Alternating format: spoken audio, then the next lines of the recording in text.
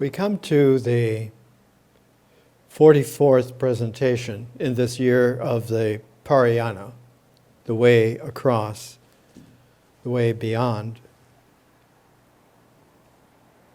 In the notes that are made for each week, and our rhythm, our cycle is weekly.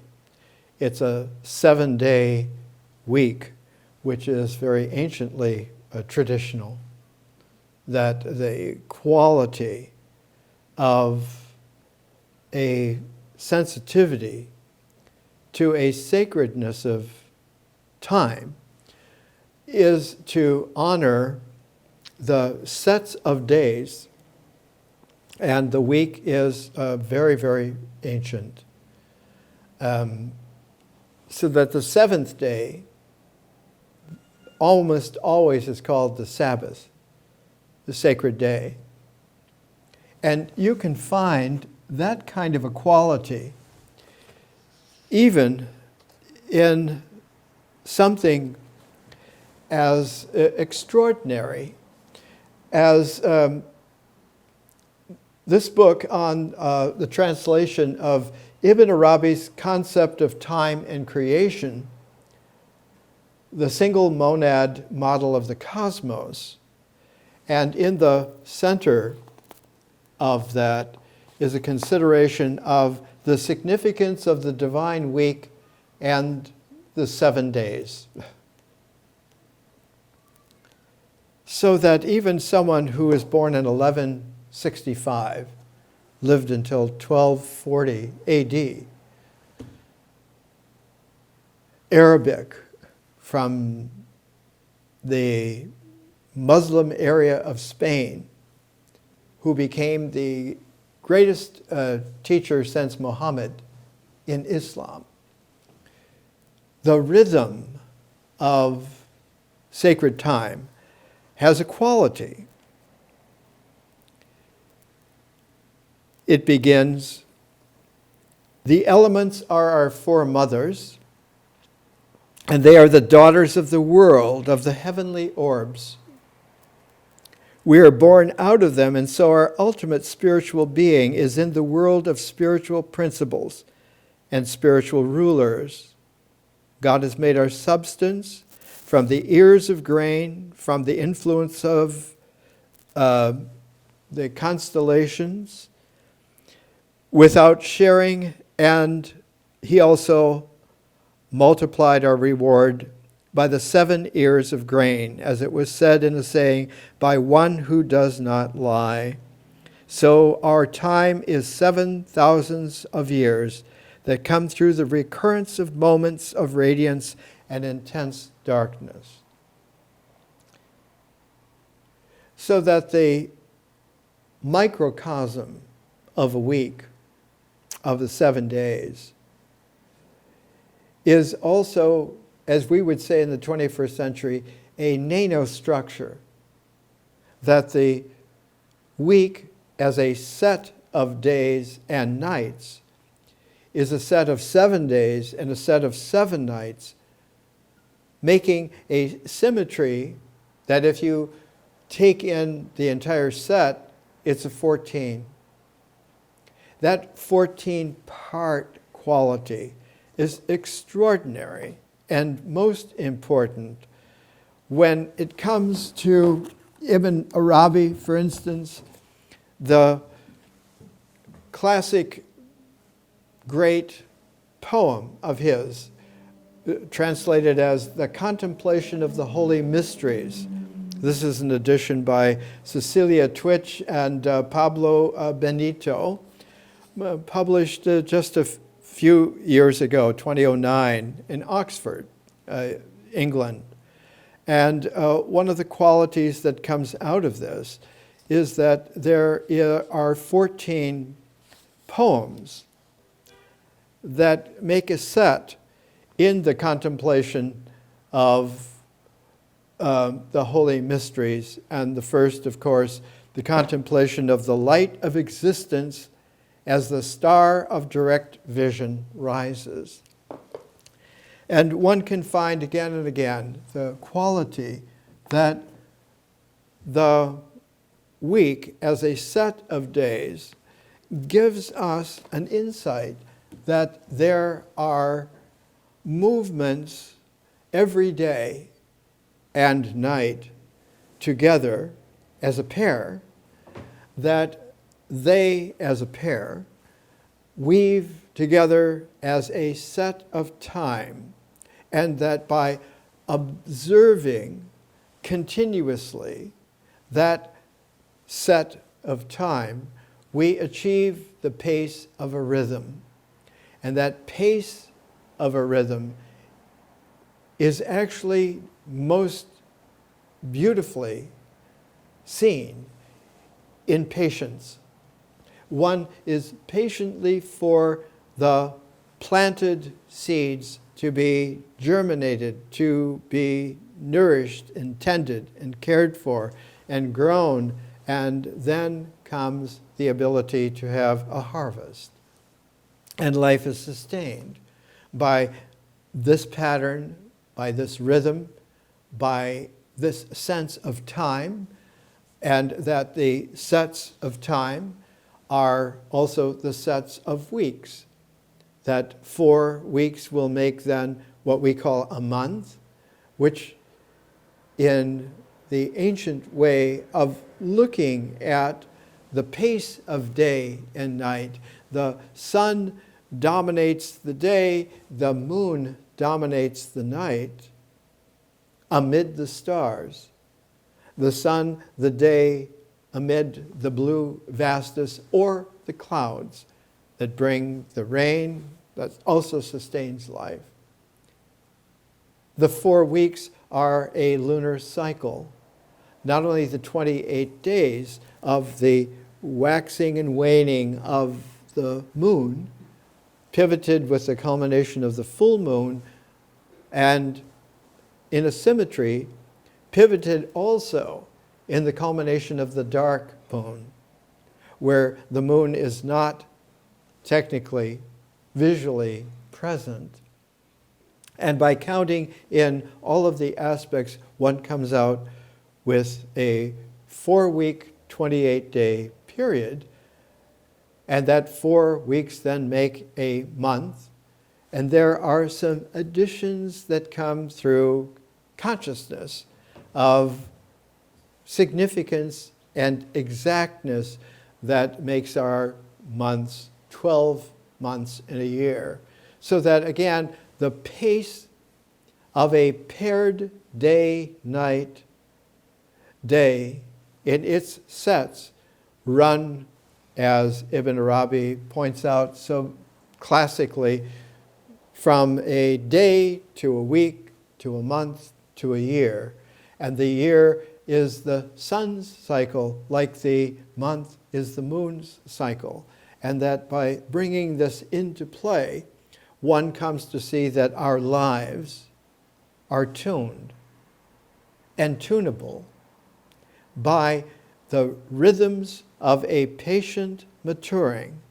And again, it is those who shepherd us, who care for us, who develop us, who mature us, to give the gift of the beginning of the sense that this gifting leads to our practice of patience, and that we also, by practicing the givingness of this gifting, also give the seed which will become the germination of the patience.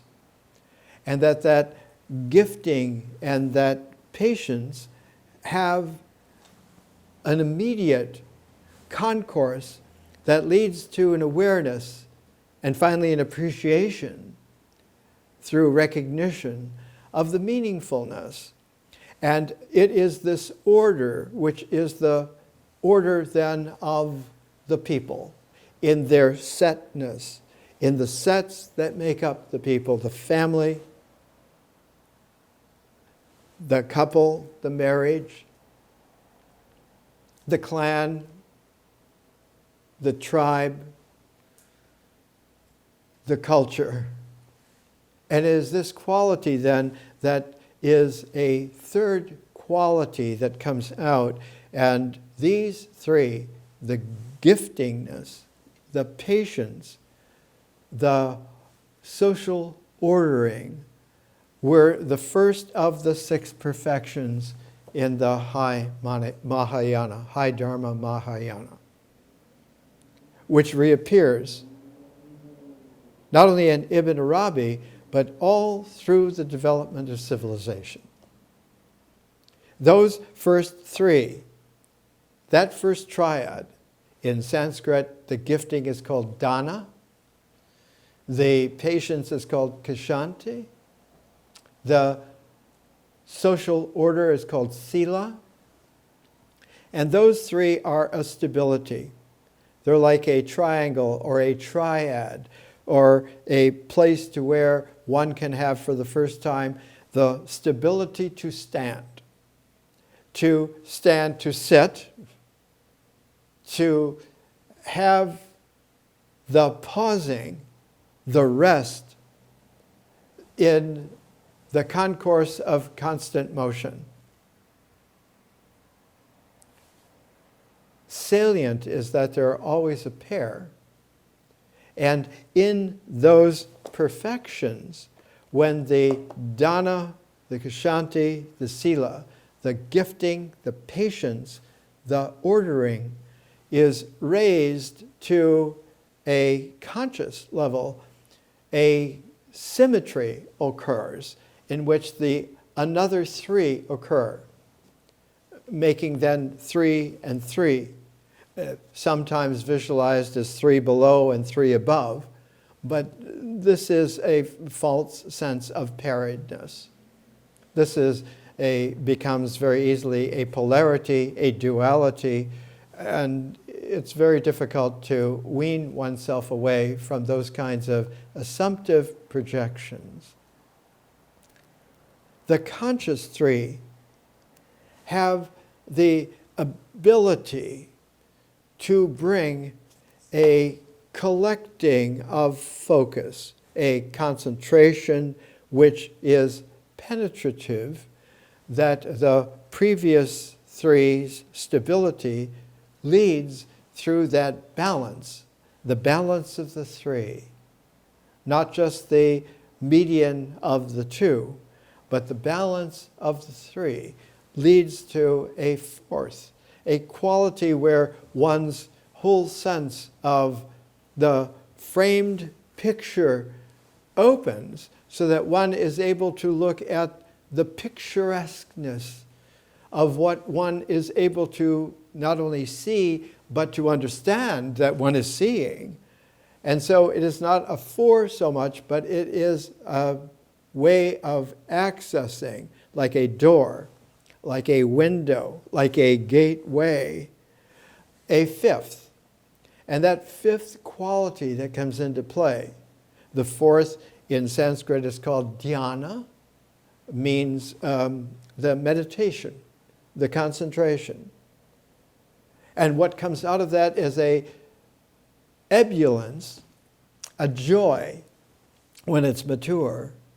And that ebullience is an ebullience which is the ability to have a kind of a virility of life, not just masculine, feminine, shareable, on every level, on every set, however large. And in Sanskrit, that paramita, that perfection, paramita, beyond measure, that 5th paramita is virya. So that dhyana opens consciously to virya, and those 2 lead to that 3rd, that 2nd 3rd, which is prajna, wisdom. So that one then has a 6 perfections where the 3 plus the 3 together make a very advanced set of a 6, One finds the very similar thing in Taoism, ancient China, in the I Ching. The first three form a trigram which can be paired to a hexagram. And one can express it in terms of the distributed variation of lines, an unbroken line, and what is called a broken line. But the broken line is actually the hiatus of emphasizing the space within which the line is vectored, is drawn, so that there is a geometry and there is a context which is not geometrical, which is beyond geometry, and that it is approachable first when one comes to understand that there is an advance of geometry to include motion, which is time, energy. And geometry transforms to trigonometry.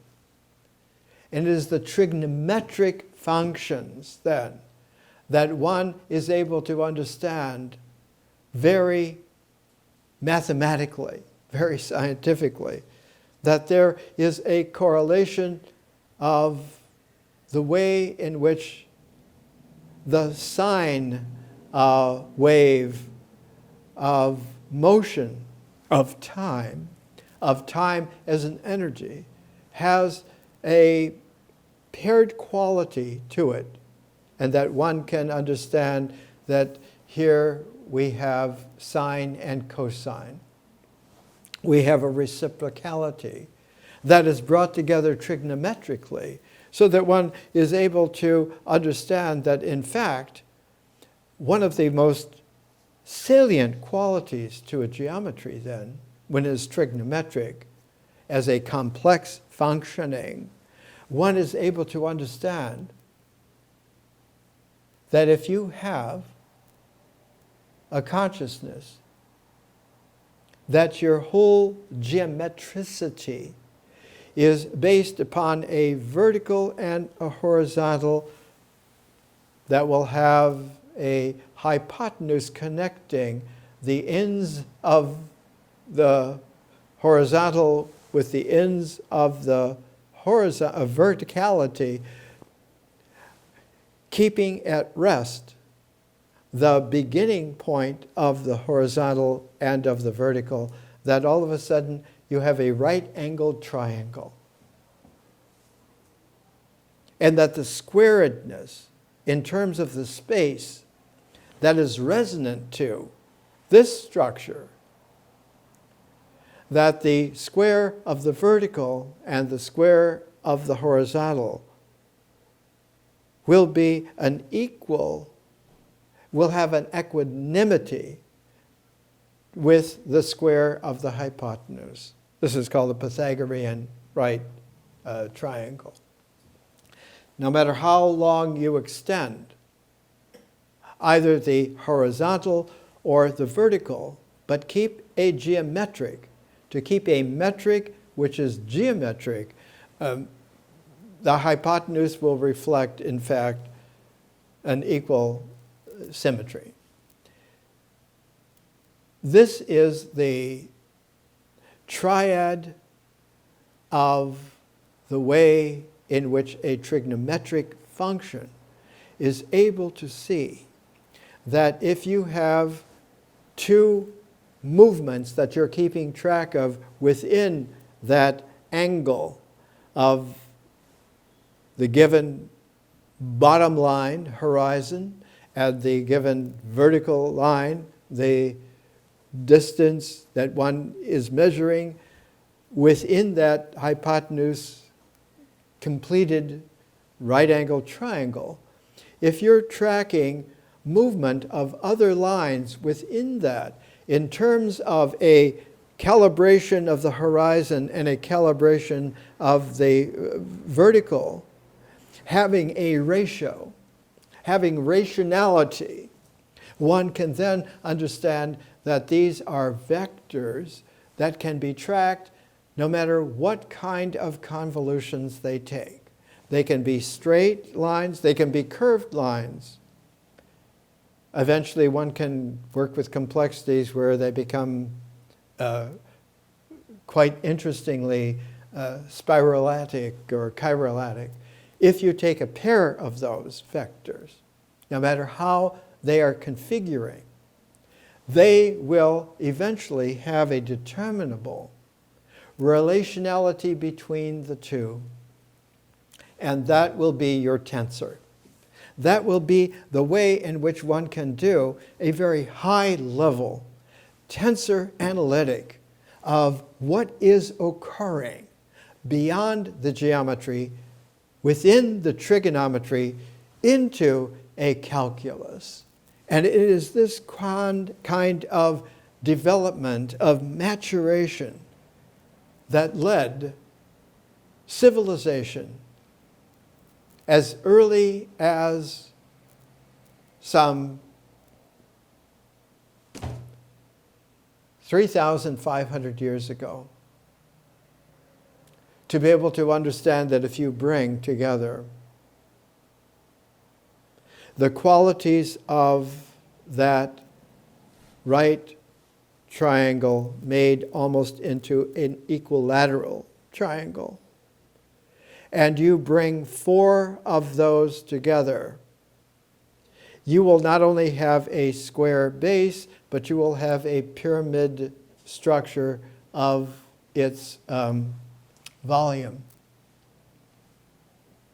So that the 4 sides of the pyramid, plus the 5th dimension of the square of the bottom, will have a stable relationality of unity. So that later on, one can find a genius mathematician like Johannes Kepler about the time of Shakespeare's great maturity, understanding that if one is going to really be accurate in terms of the motion of the heavens, one needs to understand that there is a relationship of the space to the time. The space which has a squared mathematical quality of measurement, to time which has a triple, a cube relationality to the same thing. That the relation of the squares to the cubes will both have their own progressions, but will maintain a rationality that is sourced in the one, and that one keeps its pace in a complex measurement. That 1 squared is 2, squared is 4, squared a third time is 8, that the cube of 3 times 3 is 9, times 3 is 27, that one then keeps a shape which in the Greek written language used by the developer of this, the original visioner was Pythagoras. The great developer of this was Plato. And about the time in Plato's life when he was writing his final great dialogue, the Timaeus, and Shakespeare was writing his final great play, The Tempest, in his life scheme. In The Tempest, Plato's Pythagorean comes into play because Timaeus, who is in dialogue with Socrates, is a Pythagorean, masterful, And he shows that the Greek letter lambda, which is like an upside down V, that the lambda is the perfect symbol of the way in which the one is able to keep its relationality of its squares and cubes. And that by having this visionary talisman, one can come to understand that the entire cosmos is capable of having an analytic, no matter how kaleidoscopic it is, which is consistent with the way in which one can understand the relationship of time, rhythm, cycles, and space squared progressions, so that space and time are really weaving like they are on a loom. One is the base of the loom, the other is the vertical of the loom, and by pairing them, by a pairing of verticals and a pairing of horizontals, one then has this loom, and there is a phrase popular for many centuries, the loom of time, the weave of our lives, of our destiny, if you think that all of this then is planned out and foretold.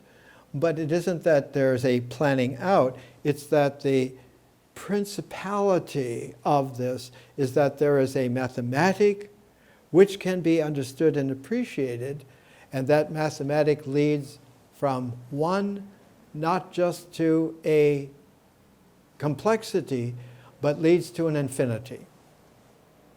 Because one can have a geometry where the horizon now is not a limit, but is unlimited.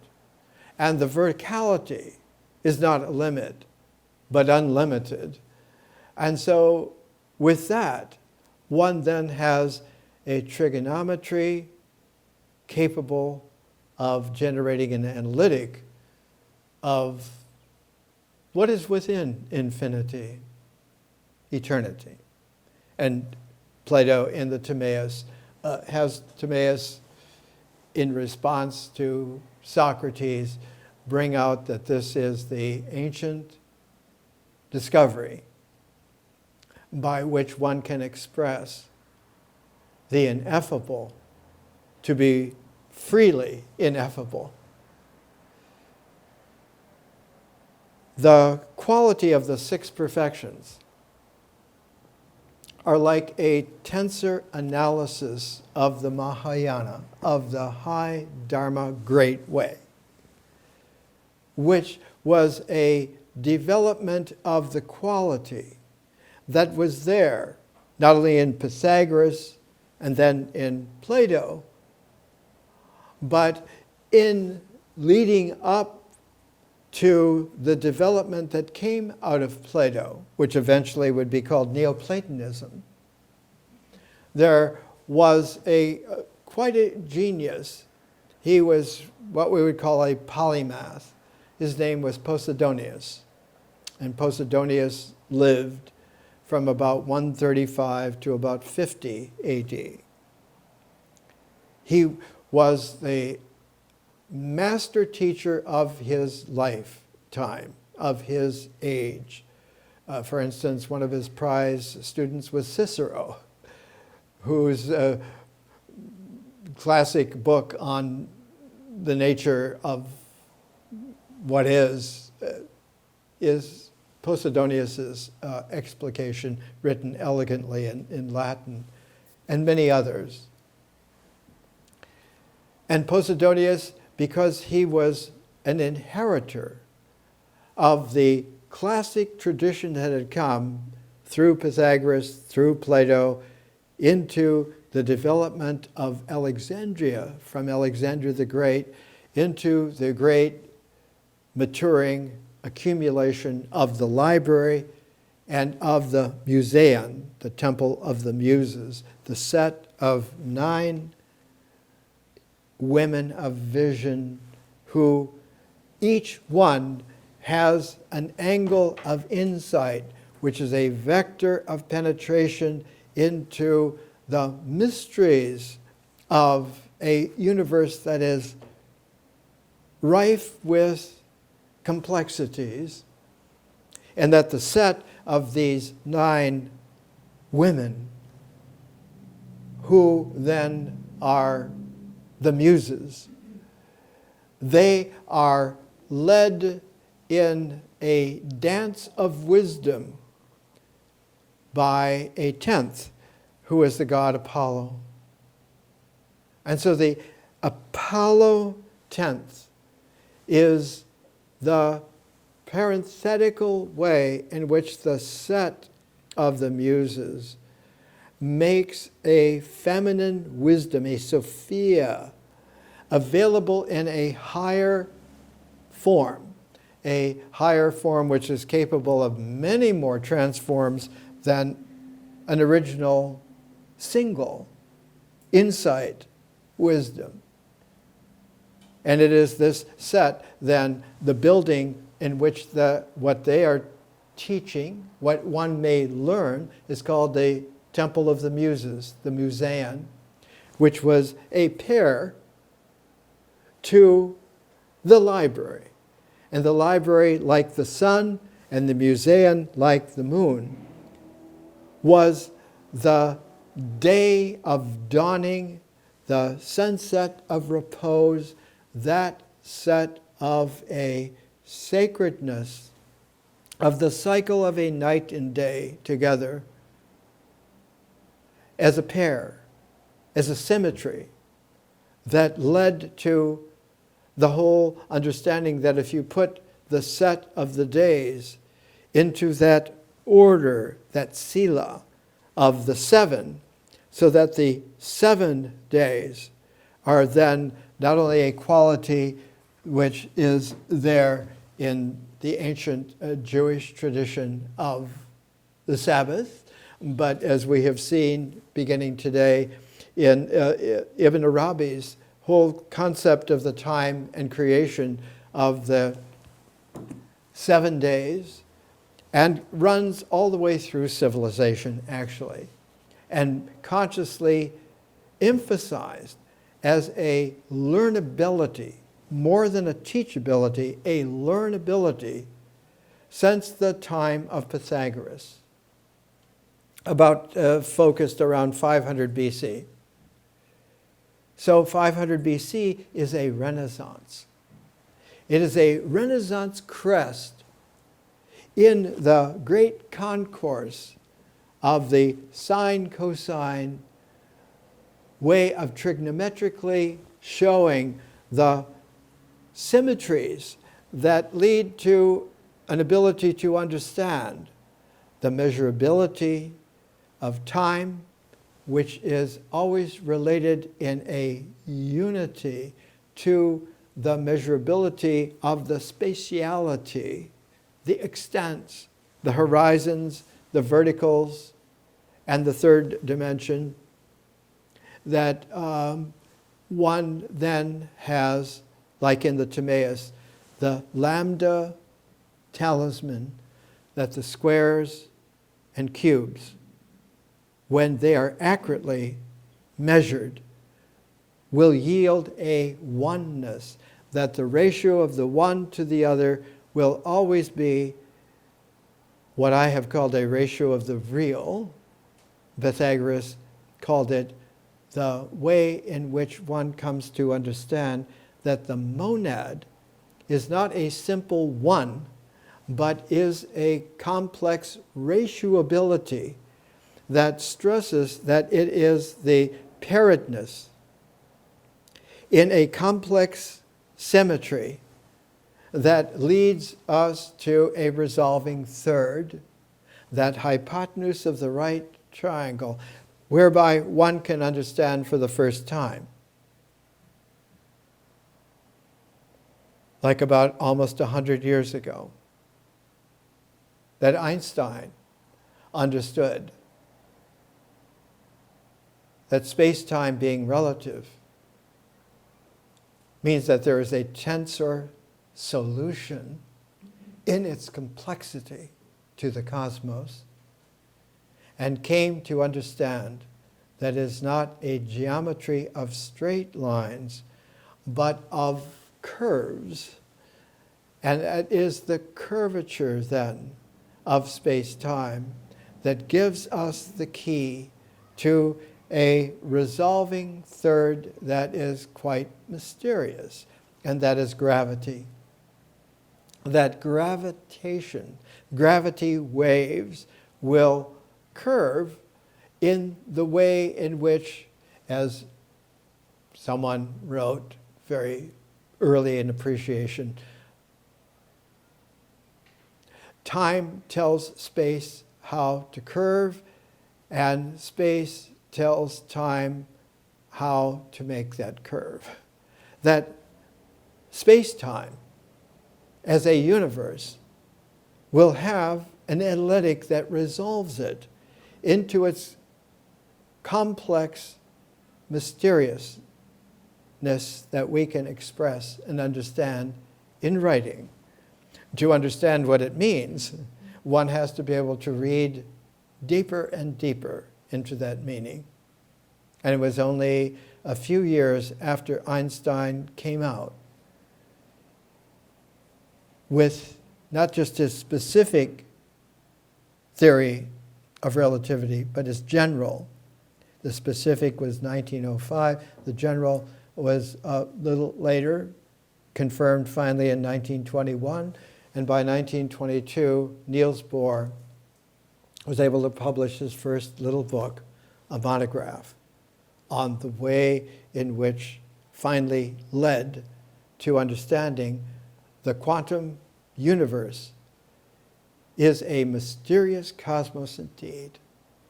It has both a day of phenomena and it has a mysterious night of that context which has no phenomenality, which is necessary for the true analytic of the real. Let's take a break and we'll come back.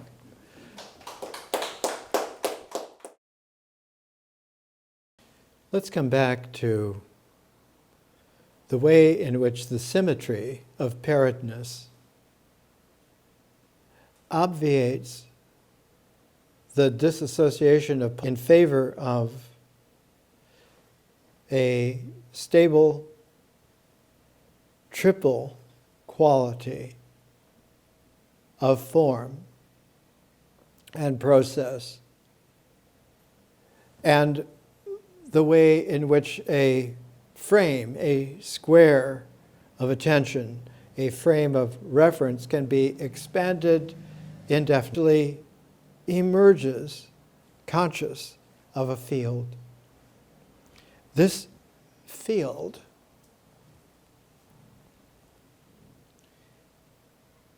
is the origin source of the universe. And that fieldness permeates like a and a verticality of infinity throughout the entire analytical and aesthetical appreciation of where we are, of who we are, of what we are doing. We live in a powerful, a set of enormous waves having its origins in an earthquake, a distant earthquake, by which civilization began to take its form, and a series of threshold waves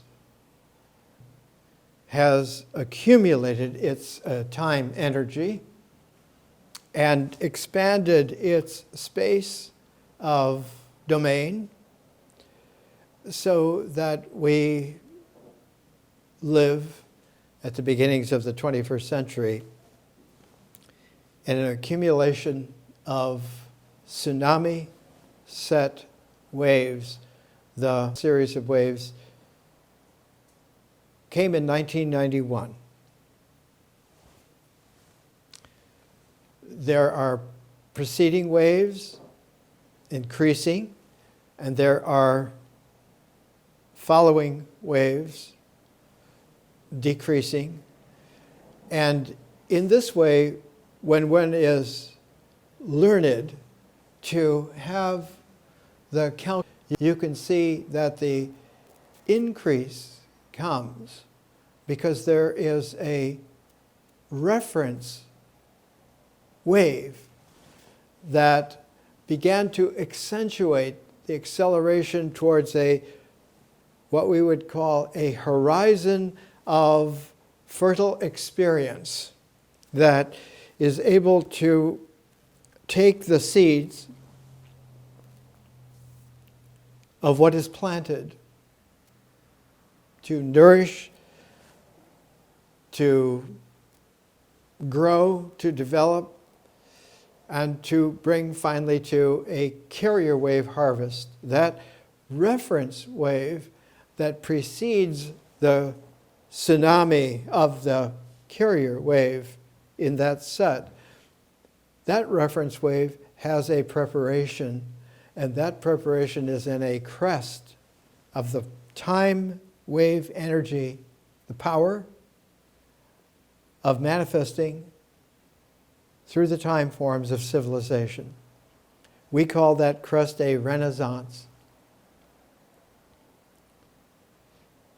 In a very similar calibration and analytic and aesthetic, a crest will have its symmetry with a trough. They are like the apex of the sun, the apex of the moon going into its dark quality phase. So that the midsummer sunrise and the midwinter dark of the moon give us a hypotenuse of a year, a very important great year quality, which then cuts larger and larger hypotenuses, diameters, horizons, verticals, so that one comes to understand that the crest of a carrier wave's energy will be a renaissance, and the trough of that same carrier wave will be 500 years after the carrier wave. And unfortunately, we do not have a really usable, viable name for that. Everyone understands Renaissance. The recent way to name that, that trough was through Aldous Huxley. He called it the via negativa,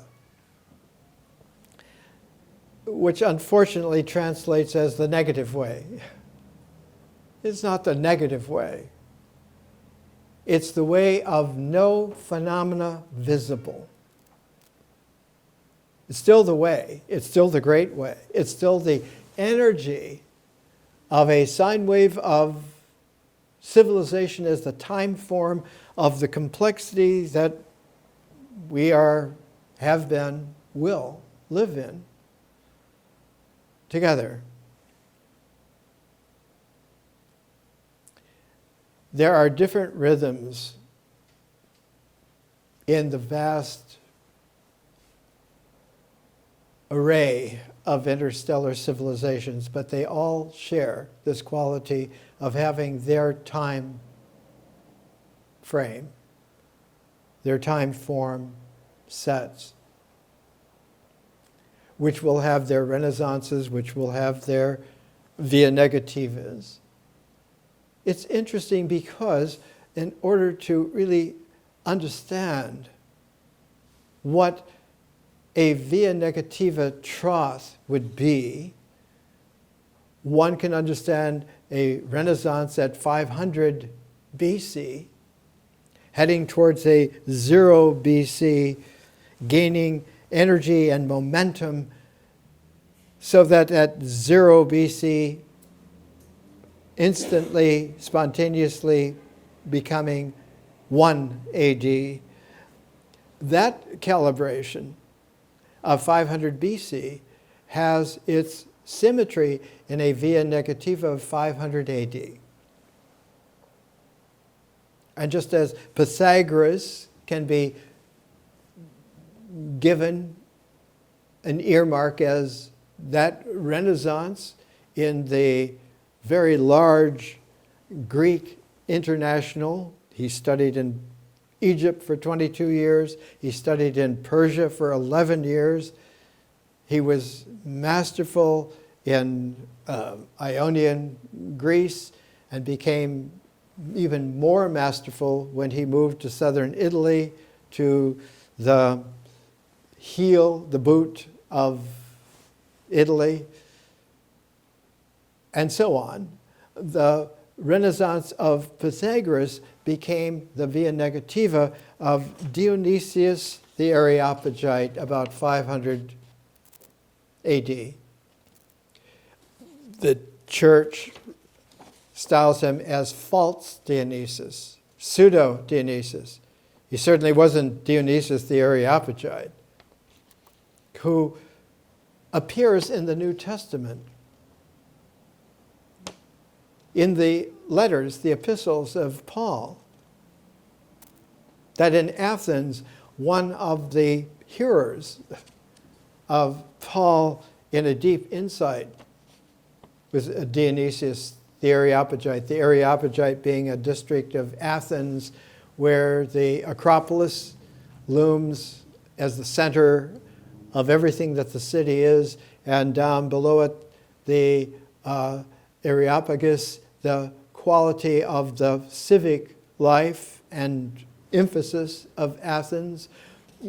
Prominent there on the Acropolis is the Parthenon, the feminine prajna paramita, the perfection of wisdom of Athena, and down below, the building that complements the Parthenon's femininity is the masculine stoa, a long arcade of power structures that all fit into this like a shopping center of Athenian empire power.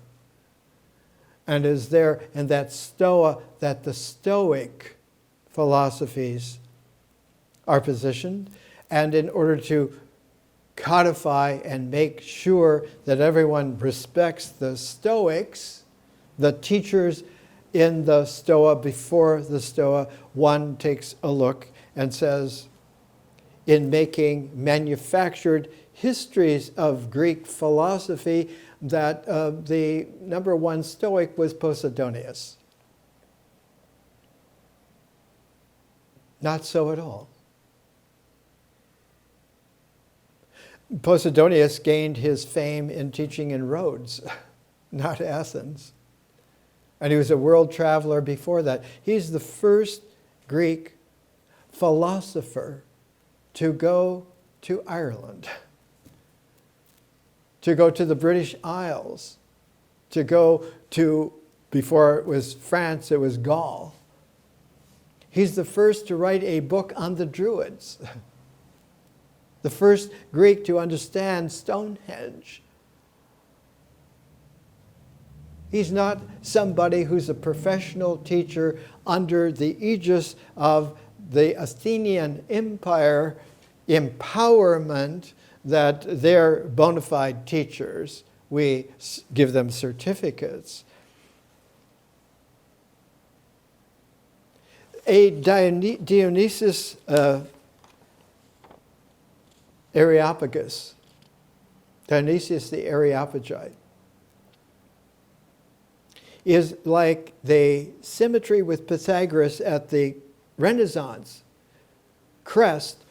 he is the epitome of that, quote, via negativa troth in its genius that is moderated, is modulated, is giving a proportion. For every proportion, there's a numerator and a denominator, mediated by a resolving third, which is the line written so that the numerator is above the line and the denominator is below the line, and yet the whole proportion depends on understanding that this is a ratio of unity when it is real, analytical, aesthetic, computable, expressible, writable, learnable. That middle horizon of the way in which a proportion is written can also be a colon. 1 to 2, 2 to 3, 3 to 4, and thus you get the signature pacing of music, and so forth. There's a whole interesting thing. Dionysius the Areopagite, when one looks at the collection of his works, one finds right at the beginning, like a seed, is a short treatise called The Divine Names. And one finds another treatise called the Ecclesiastic set of the way in which one can understand actuality, the coming together of communities, not just the ecclesia as the church, which is a subset of community. And then there is a resolving third from the ecclesiastical hierarchies, the mystical hierarchies. And in the mystical hierarchies, there are divine named, penetrating through the ecclesiastical hierarchies as the very field context in which they occur is this third field, the resolving field of the mystical hierarchies. One can tune, because we are learnably tunable to the entire range, including into eternity. Because our source beginning then is not at 1, but at 0. And our recalibration to be at home in the 0 gives us a freedom in the infinite. And it happens to hold in logic as well. The quality of mystical hierarchies for Dionysius the Areopagite is that there is a triad of triads. Like the 9 Muses that is brought together by the set, parenthetical, holder, creator of Apollo. The art of Apollo is that he's not so much a 10th, but that he is able to bring the 1s and the 0s together into a parenthetical expression of the infinite set resonances of the wise feminine, the wise muses. Not only the 9 muses, but their via negativa, which is the set of the 9 sibyls. So that one finds that there are not only mysteries upon mysteries, but there are transcendent structures, trans structures, There are 3 spirit qualities times 3 for each of the way in which the mystical hierarchies then have this quality of triple triads in a set of 9, opening to a 10th, like a 10th heaven in the phrase, which gives access to not just an eternity of infinity, but to a fertility of beginning from the zero. So that the birth of Mother Nature to life is because she is fertile from eternal marriage. It is this quality in Pseudo-Dionysus that gives us an insight, because one sees that this is true of that Renaissance and of this via negativa. That there is a relationship then, because we have had a Renaissance about 1500 AD. The via negativa will be a whole 1,000 years away. But there was a previous carrier wave that had a previous Renaissance 2,000 years before Pythagoras.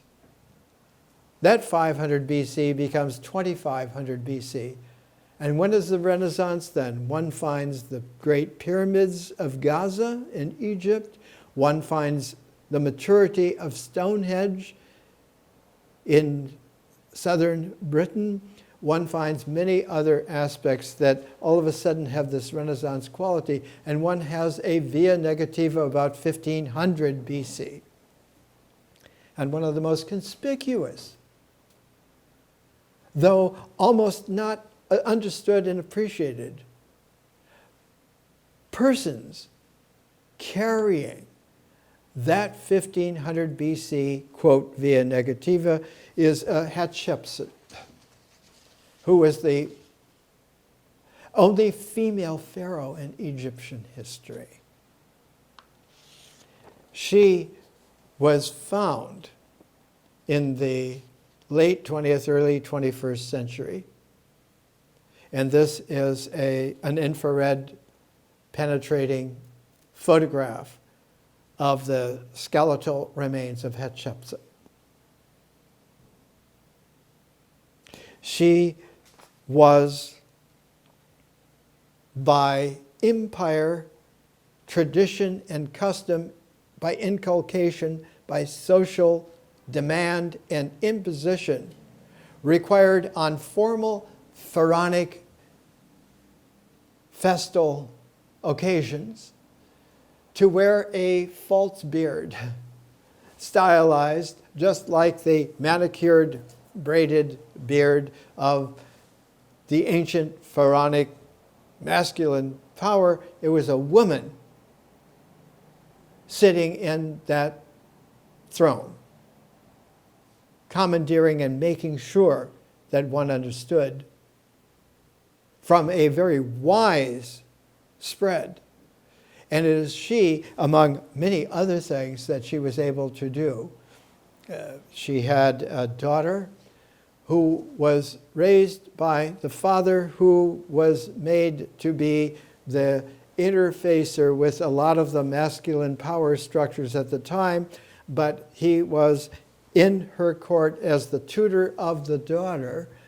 And there's a famous sculpture from that era in bronze of a male Madonna who is encased in a cube that has hieroglyphic inscriptions on it. And emerging out of this cube is the torso portrait of the father and the little torso portrait of the daughter being seated facing outward on his lap within that cube.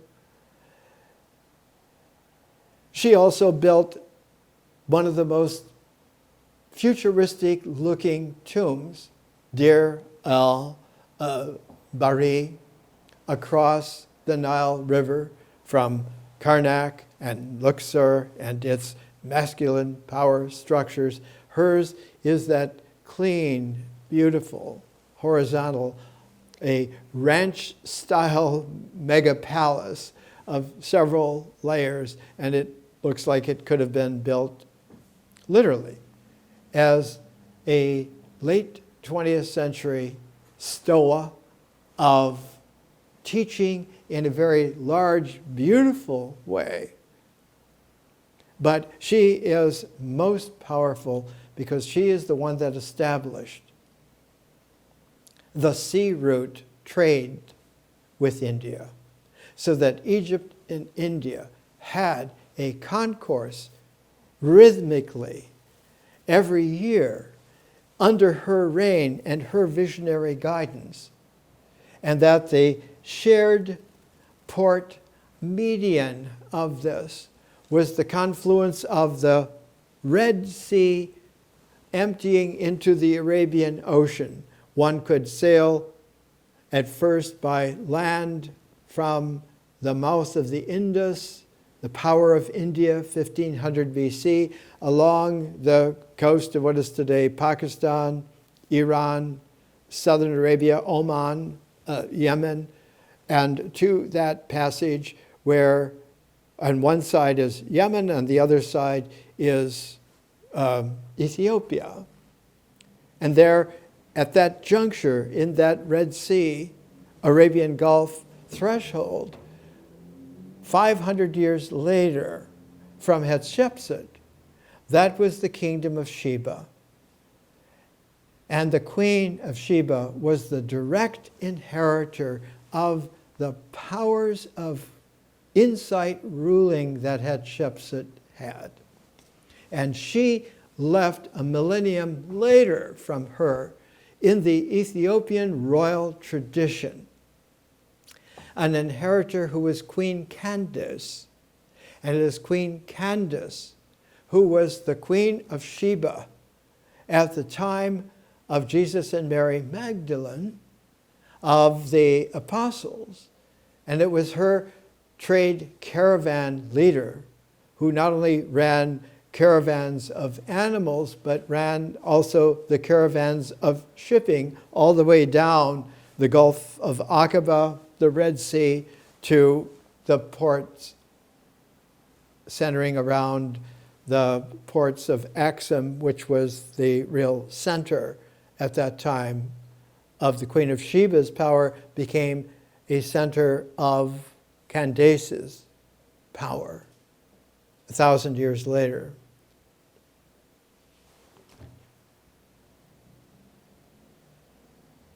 As Hatshepsut had a daughter, Sheba had a son. The father was Solomon. The son's name was Menelik. So that Menelik was an heir to the ancient Ethiopian power that was midway between Egypt and India in Ethiopian Africa. And the father was Solomon, who was the inheritor of a whole millennium of patriarchy. And when he was of age, when he was 21, his mother sent him to go meet his father, Solomon, who in the meantime had dissipated his energies. Too many concubines, too many wives, too much of too much. And so his son did a Solomonic that was worthy of being a spirit grandson of David, the father, King David, the father of Solomon. He went into Solomon's temple, he went into the Holy of Holies, and he stole the Ark of the Covenant and took it with him back to Ethiopia and deposited in his mother's palace in the mountains at Axum. And the Ark of the Covenant is still there. And 1,000 years later, it was still there when Queen Candace had asked for a disciple, for an apostle to be sent to her kingdom to teach. Because the caravan leader who had been given a baptismal beginning in all of this was Philip, the apostle Philip, who was very close because he was part of a triad of stability in being the ones who were the writers of what Jesus had said and did. There was Philip, there was Thomas, and there was Matthew. Thomas made the sayings of the living Jesus, the seeds. Matthew made the 5-part sermon way to grasp the meaning of what he said and did. And Philip about the mysteries of the bridal chamber, the bride and the groom, the way in which a shared presence, mystical, not hierarchy, but dimensional expansion at home in the zeros and the infinities equally free. This quality showed up in Matthew going along with Thomas, who was on his way to India. That Matthew went to Ethiopia. And as Thomas died in India after several decades there, Matthew died in Ethiopia after several decades there. Unless one understands time forms, none of this is available for wisdom, because Hatshepsut, to the development of the via negativa of Dionysius the Areopagite, also carries with it many mysteries yet to be understood. One of them is that one of the great geniuses at the time was Boethius, famous for the learned survival of his book, The Consolation of Philosophy, but blanked out largely and saved just by miraculous saving intervention, his great understanding of music, of musical composition. And also Proclus, who was a confrère of Boethius, of Dionysius the Areopagite, who was the last of the great Pythagoreans, the last of the great Platonic, Neoplatonic developers, because just as there was a Posidonius following Plato, following him was Philo of Alexandria, and a series that led Alexandria to become a fertile ground for the real understanding through a prism, which was a set of collected writings called the Hermetica, which eventually had a native genius growing up and understanding in the Alexandria of the early 3rd century from his teacher Ammonius Saccas. His name was Plotinus. And he knew and understood that one has to be able to take this Egyptian wisdom with its Greek language, given a great radiant starburst by a Hellenistic Jewish star of understanding, one had to go to India to make a consummation, a completion. Not so much a completion even, but a perfection.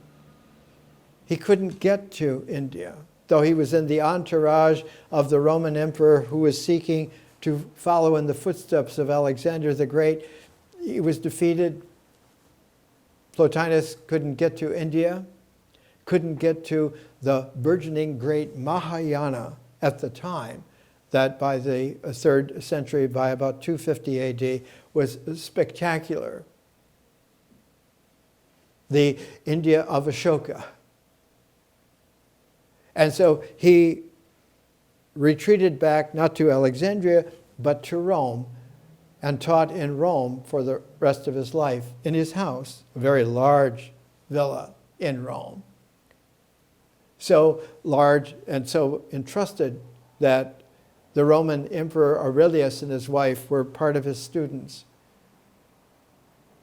And the sons especially of the cognoscenti, wealthy, were sent to live in Plotinus's house so that they were raised right. A whole city was planned for Plotinus to have his teaching expanded to an urban area, to a philosophic city. But he contracted and died from diphtheria around 70 AD.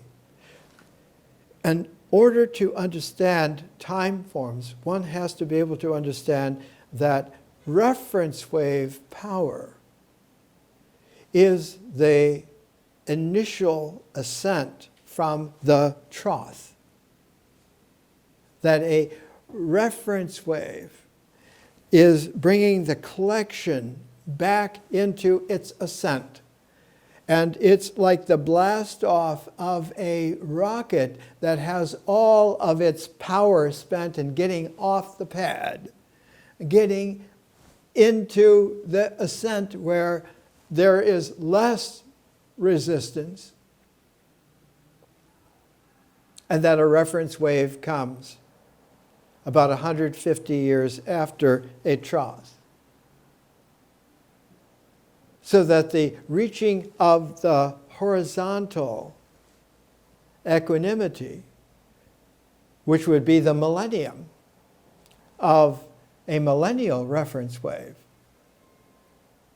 is that equilibrium there that harkens back to the ascent from the via negativa, so that millennia always carry a jittery subcurrent that is mostly expressed in terms of worldly power then in millennia, but when a carrier wave comes in 1,000 years later and is impeded, the resistance to the carrier wave goes back to the millennium,